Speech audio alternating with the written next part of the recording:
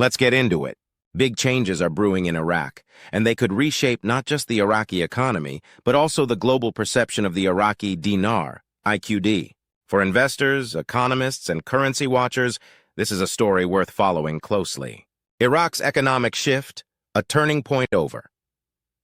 The past few months, Iraq has been making bold moves toward economic reform. One of the most notable developments? Plans to sign historic agreements with the United States, particularly in the electricity and energy sectors. Now, if you followed Iraq's post-war trajectory, you know this is significant. Iraq has long suffered from an underdeveloped and unreliable power grid, frequent blackouts, aging infrastructure, and heavy reliance on neighboring countries like Iran for electricity. That's not just an inconvenience for citizens, it's a massive obstacle to economic growth. So what's changing?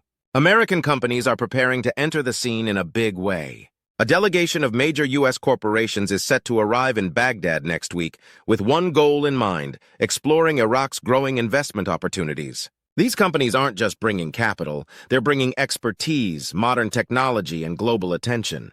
Their arrival signals a shift in how the international community views Iraq, not just a post-conflict country, but an emerging market with vast, untapped potential. This could be the beginning of real, long-term structural reform in key sectors: energy, communications, transportation, and infrastructure. These are exactly the kinds of changes Iraq needs to create economic stability. And that stability could, over time, make the Iraqi dinar more attractive and reliable in the eyes of foreign investors. Meanwhile, in Vietnam, a natural resource windfall. Before we dive deeper into Iraq's currency, let's take a quick look at another rising economy: Vietnam. The country's Ministry of Natural Resources and Environment just released a game-changing report. A new mineral survey in the northern provinces has uncovered 40 gold mines, totaling an estimated 30 tons of gold reserves. That's a massive discovery, and here's why it matters. Gold is a globally recognized store of value. When a country uncovers substantial gold reserves, it can boost national wealth, strengthen the local currency, and increase international interest in the economy. This could translate to improved trade terms, better borrowing conditions, and potentially a revaluation of the Vietnamese Dong, VND. In short, gold adds credibility. It backs up a currency with hard assets, making it more appealing to investors and trading partners alike. So while Iraq eyes energy and investment reforms, Vietnam is strengthening its resource base. Both moves point to an interesting trend. Emerging markets are stepping up in a big way, and the global economy is starting to take notice. Back to Iraq, the currency dilemma. Now let's talk about the heart of the issue, the Iraqi dinar. At the center of Iraq's financial story is a major complication. Iraq operates under a dual exchange rate system. If that sounds like economic jargon, don't worry, we'll break it down. What is a dual exchange rate? In Iraq's case, it means there are two different rates for converting IQD to US dollars. The official rate, set by the Central Bank of Iraq, CBI, currently fixed at 1,310 IQD per 1 USD. This is used for government transactions, foreign trade, and official banking operations. The parallel market rate, often called the black market rate. This is the rate most people encounter on the street, at local currency exchange offices, or in informal markets. It changes daily and reflects real-time supply and demand, political risk, and public trust in the system. The problem? These two rates aren't close. They're wildly different, and that gap has serious consequences. Why the dual rate system hurts Iraq's economy. When the official and black market rates diverge significantly, it opens the door to currency arbitrage.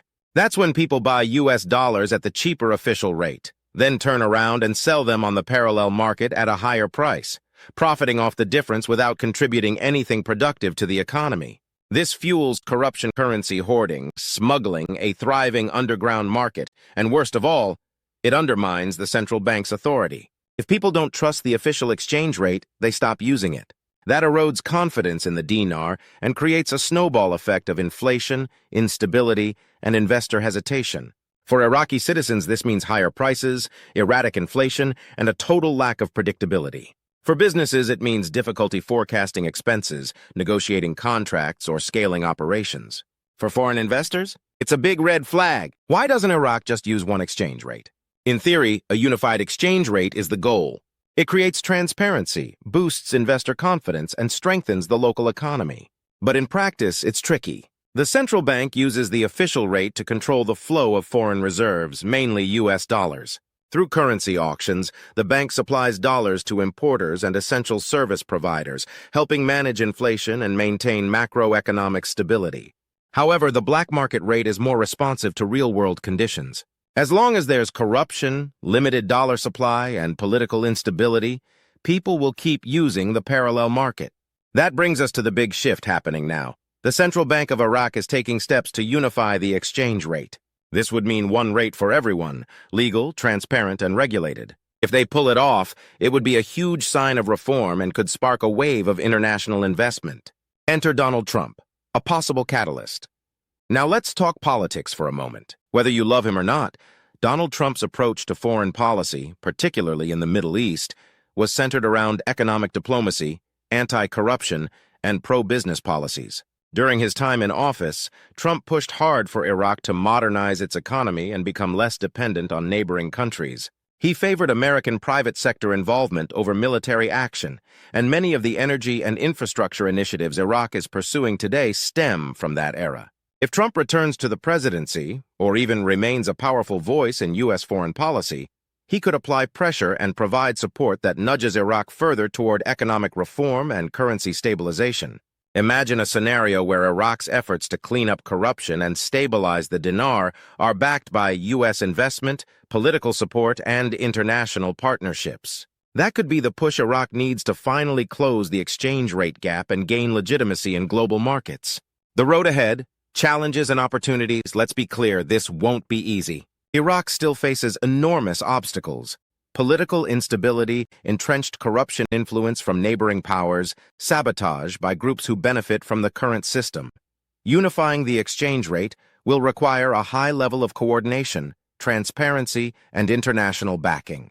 The risks are real, but so are the potential rewards. If Iraq succeeds, we could see a strengthened Iraqi dinar, a more stable economy, renewed foreign investment, and a seat at the table for Iraq in broader regional trade and diplomacy.